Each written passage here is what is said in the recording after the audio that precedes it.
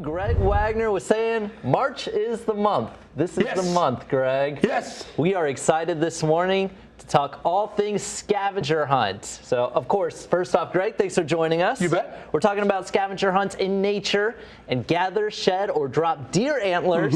Tell us about this. And, we've got two different species of antlers right here. Right. We're talking about March and the shedding of deer antlers.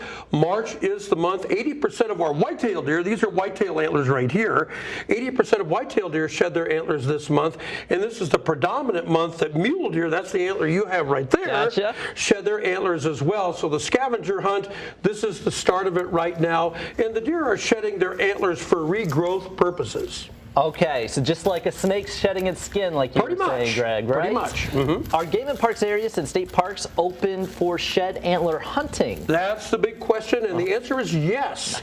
State-owned and managed areas, including our state parklands, are open for people to gather, shed deer antlers, and you can pick them up, take them home, make crafty things out of them if you want to.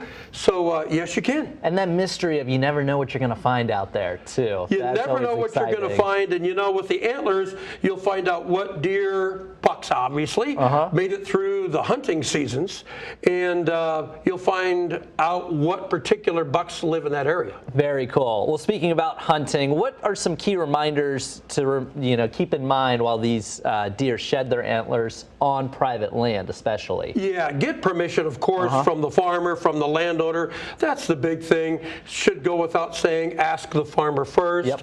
But most landowners don't mind if you're looking around for shed deer antlers. If you find a gate open, leave it open. If it's closed, close it. It's just that simple. Respect their property. Don't tear up fields or anything like that.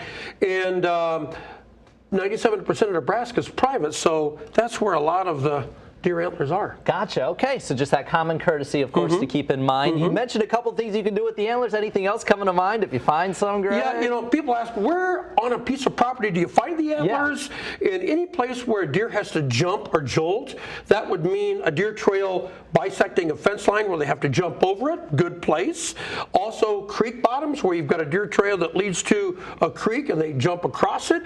In any place where the deer bed, they're bedding, like a lot of cedar trees in that particular area or thickets. And when one deer has one antler on, here we go, like that, they are uncomfortable and they want to get the other one off, so they're trying to shake them off. Get it off, Exactly. And don't overlook feeding areas as well, where we have woodlands that abut cornfields. Very cool. Okay, a lot of places we can find them. Any special permits required for those who want to collect shed deer? The only thing, Jack, is a state park permit on state parklands.